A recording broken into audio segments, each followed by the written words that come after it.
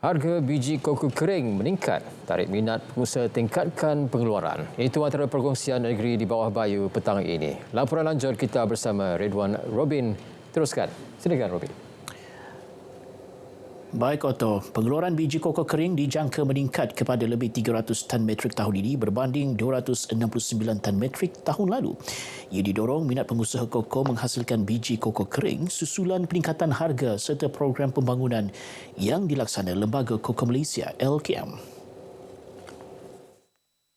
Kita sudah maklum juga ketika ini harga koko ini memang melambung tinggi lah. Harga sekarang untuk makluman adalah 1 kilogram adalah RM38. Maknanya dalam 1 tan 38,000 lah. Dan ini juga memberikan semangat baru khususnya kepada penanam koko. Datuk Mat Bali ditemui RTM selepas menyempurnakan Majlis Perhimpunan Pertama LKM bagi tahun 2025 di Ibu Negeri. Prestasi industri koko negara turut menunjukkan perkembangan positif sepanjang tahun lalu dengan Sabah kekal penyumbang terbesar tanaman koko Malaysia. Hasil tahun lalu, tahun 2024 ini telah menunjukkan peningkatan yang baik. Berbanding dengan tahun 2023, kita nampak bahawa adanya peningkatan sehingga 6 kali ganda dari segi pendapatan di kalangan petani.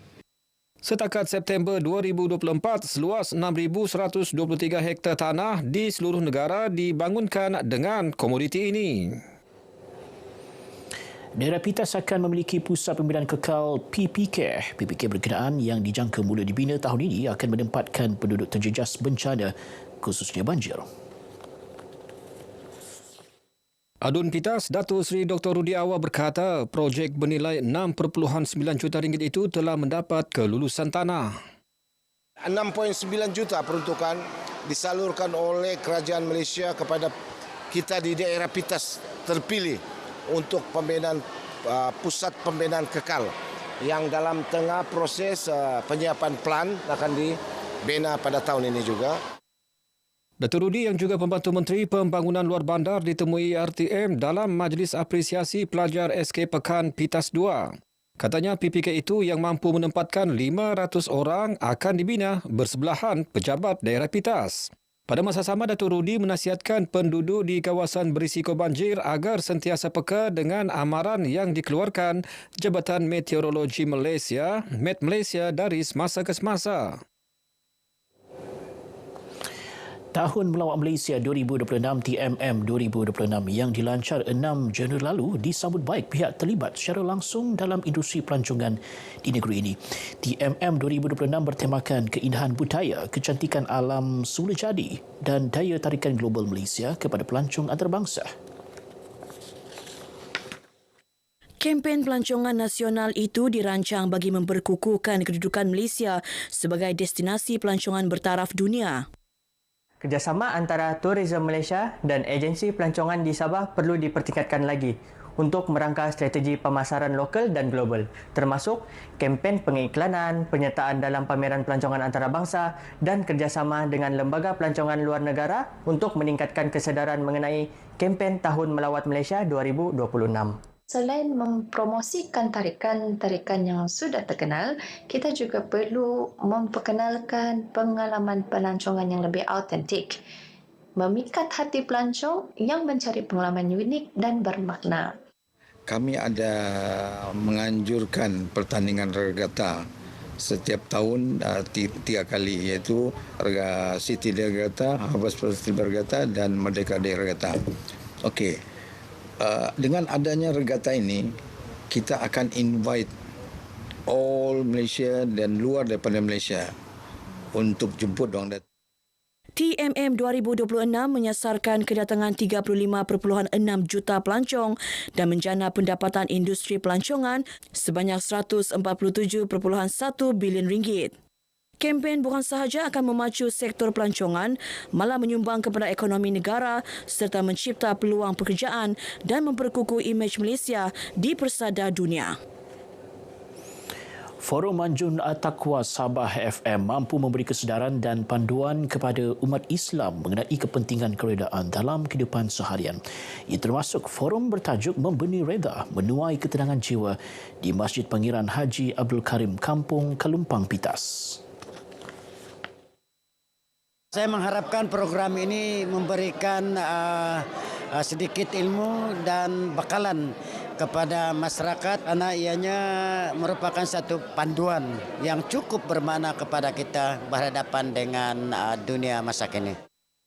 Dato' Harun yang juga pembantu Menteri Sains Teknologi dan Inovasi ditemui RTM selepas forum Anjung At-Taqwa Sabah FM di Pitas. Forum ini dihoskan oleh pendaftar Institut Pengajian Islam dan Dakwah Sabah IBDAS, Abdul Khalil Hassan. Dua panel jemputan iaitu Pegawai Dakwah Jahins Rani Abdul Rahman dan Timbalan Dekan Akademik dan Antarabangsa Fakulti Pengajian Islam UMS Dr. Israk Ramli menjayakan forum kali ini.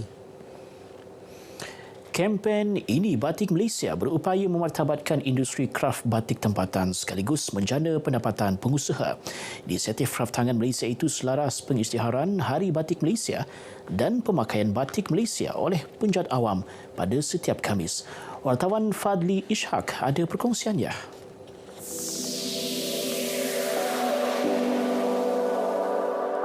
Seni batik Malaysia mula diperkenalkan sekitar tahun 1900 di negeri Pantai Timur seperti Kelantan, Terengganu dan Pahang. Manakala keunikan batik Sabah terletak pada motif berunsurkan flora dan fauna serta motif-motif etnik tempatan yang diketengahkan. Kita sebenarnya memang sudah ada identiti batik yang tersendirilah. Dan setiap negeri pun sebenarnya sudah ada identiti motif-motif batik berdasarkan kepada bunga-bunga negeri lah, bunga negeri. Kalau di Sabah ni kita punya identiti bunga kita adalah Rafflesia. Pelaksanaan kempen Ini Batik Malaysia membolehkan penjawat awam di seluruh negara sama-sama memartabatkan seni batik agar terus relevan sepanjang zaman. Batik adalah salah satu produk craft yang perlu kita kekalkan dan kita jadikan sebagai identiti kita untuk menjaga warisan, untuk menggalakkan kita punya industri terus berkembang. Rata-rata kaki tangan awam menyambut baik kempen ini serta pemakaian batik pada setiap Khamis oleh penjawat awam.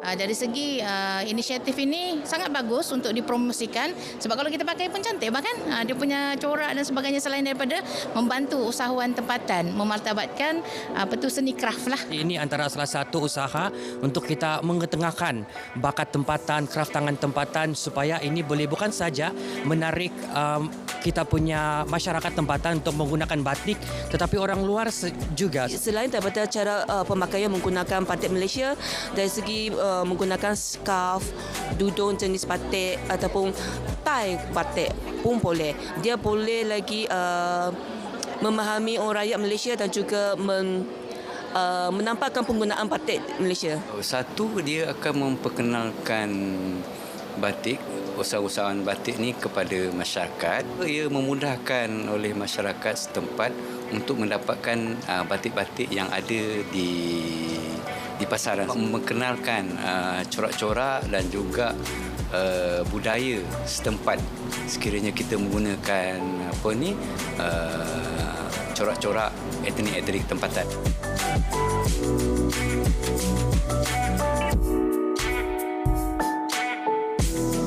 Inisiatif kerajaan mempraktikkan pemakaian batik Malaysia dalam kalangan kaki tangan awam bukan sahaja dapat memartabatkan seni batik, malah ia juga turut dapat memelihara batik Malaysia agar ia dapat dirasai oleh generasi akan datang.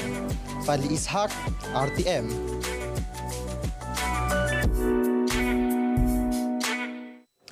Baik, sekian perkongsian dari negeri di bawah Bayu. Terus ikuti berita wilayah untuk lebih banyak perkembangan semasa dalam negara. Kembali bersama dengan Otto dari sungai hingga segara, Palestin pasti merdeka. Terima kasih, Radio langsung dari Sabah.